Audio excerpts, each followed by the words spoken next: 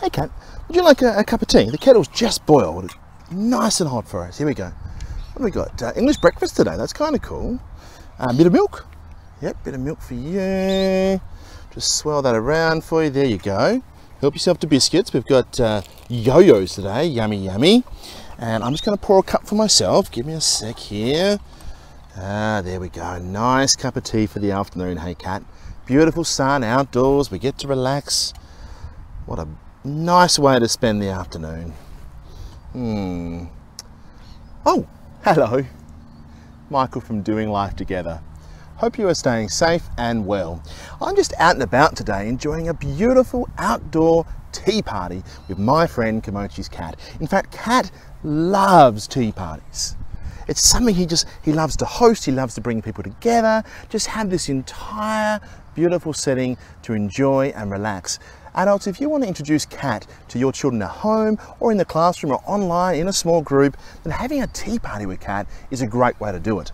Another thing that Cat really, really loves is creating or making sand castles. So you can go into a sand pit and create some sand castles, and Cat can come along, visit those sand castles and say hi. Or one other idea I like to try with Cat is if you don't have access to a sand pit or you don't want to do a tea party, another way is to get boxes, lots and lots of boxes of all sorts of sizes, and create a big box castle.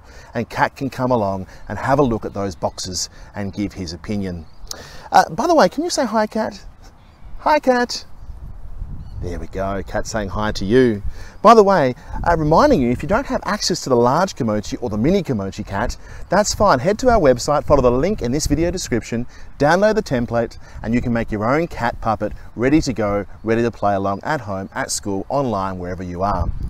But Cat, I love Cat because Cat is our character who knows exactly what she wants, when she wants it. She knows what she wants to do. She knows how it has to happen, and she's very particular about how those things go hand in hand together. The only problem is when she tries to get everything the way she wants it and perfect, yes, pun intended, adults, she can get a little bit bossy and a little bit cranky. That's why Cat has these beautiful love hearts on her feet to remind us that even though she can get cranky sometimes, she has the very best of intentions. Now, Cat, what did you think of my tea today? You're not sure, but I made it just the way you liked it. I soaked the tea bag for 3 to 5 minutes and I made sure the water was hot and just a dash of milk and stirred it round. Uh-oh. You see, sometimes the simplest things can bring Cat's cranky out. Cat, can we... Oh, see? When Cat gets cranky, sometimes cranky is a very big feeling for Cat. In fact, when we get cranky, when you get cranky, or I get cranky, or your mum and dad get cranky, or whoever it is gets cranky, sometimes we hurt other people. And that's why Cat comes with these beautiful Band-Aids that we can put on the other Kimochis, put on Cat, you see, because when she tries to get her own way, when she gets cranky, when she gets bossy and she hurts other people, you know, she hurts them deeply, she hurts them emotionally and sometimes physically, but she also hurts herself. And these Band-Aids are a way to just remind us that that hurt has happened, and then to use our characters, to use our tools to repair that relationship, repair that connection. More on that another day. But you see, when Cat has everything lined up the way she wants it, when she gets to control things, when she makes sure that things are the right way around, she can be pretty kind, pretty friendly, and she can get on with life, generally speaking. At the moment, as I said, Cat doesn't get her way or something doesn't work out for Cat, her cranky comes out. And if I was with you, I'd ask one of you to reach in right now and pull out what Cat is feeling, and you would see our cranky feeling. Oh, yes. What tells you that that feeling is cranky? Yes, you can see the you can see the eyes going, and you can just see this cranky getting bigger and bigger and bigger. And this is what happens to Cat sometimes. And maybe you get cranky at home too, or maybe you get cranky at school, or maybe mum and dad get cranky, or your teacher gets cranky, or your friends get cranky. And I'm wondering if you can take a moment right now and show your mums and dads, show your teachers, show your friends, look at yourself in a mirror and show them, what do you look like when you're feeling cranky? What happens to your body? What happens to your face? What happens to everything about you when you're feeling cranky? Oh. The other thing you might want to do is take a moment and just show or play for your mum and dad, play for your teachers, play for yourself, or have them do it for you, some cranky noises, you know, like, don't do it that way, do it this way, I'm not happy. Those sort of cranky noises, or what we call a fighting voice. Now you see, when Kat gets cranky, as I said, it's really big, really quickly. And she has lots of stories about when she's felt cranky, about things that have made her cranky, from people that haven't followed the rules of her game, to people who have done the wrong thing, to things that haven't been done the way she likes them, to not having her own way. Maybe you've got some cranky stories you can tell. Take a moment, turn to your mum, your dad, your teacher, yourself, your friends, and share some stories about when you felt cranky. Don't worry, it's normal. We've all felt cranky, and we all feel cranky from time to time. Once you've shared some stories, have a think for a second. Is cranky a feeling that you like to have, or that maybe you find hard to have? Many of you would have said it's a hard to have feeling, and it can be, because often cranky comes along with another feeling. If I get my feeling basket over here, I'll be able to find it for us. Here we go. Oh, it's this feeling.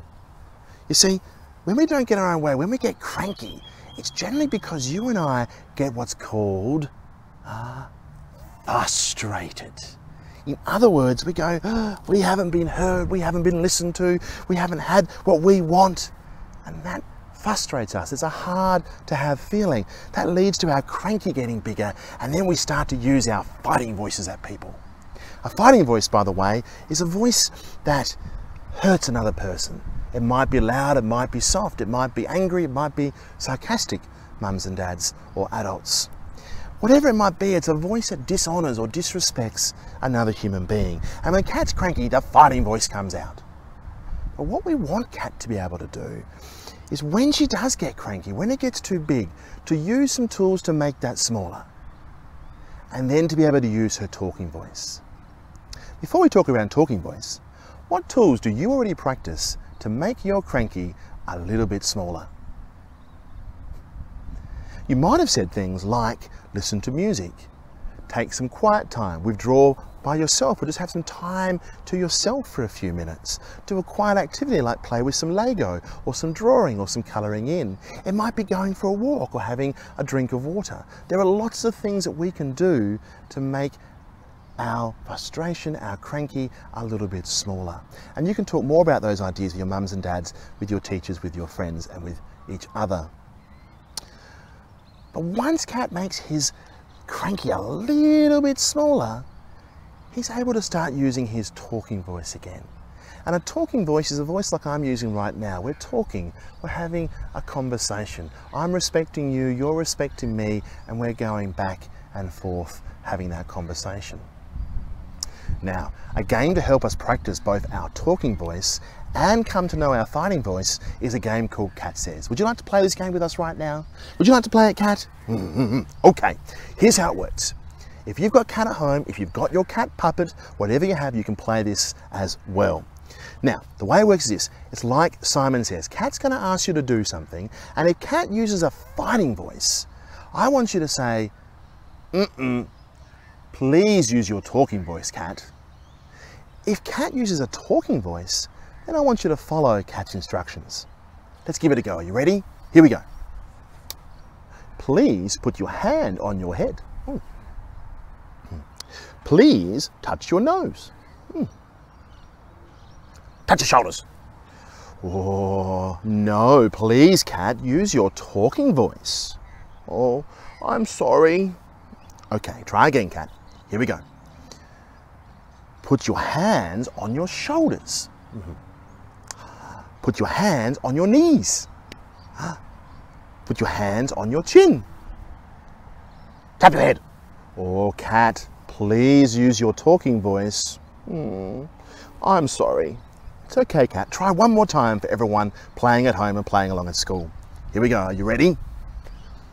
Please nod your head. Well, that's lovely, Kat. What else you got? Please touch your toes. Ooh. Shut your nose. Oh, Cat, please use your talking voice. Okay, I'm sorry. That's okay, Cat. We all make mistakes, and we have to be brave to admit when we've used our fighting voice.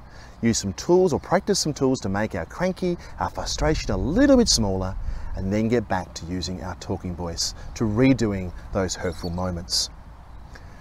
Thank you for spending time with my friend Kat and I. Kat, have you enjoyed spending time with people today? Yes. We hope you have a fantastic week, and we look forward to seeing you again real soon. See ya.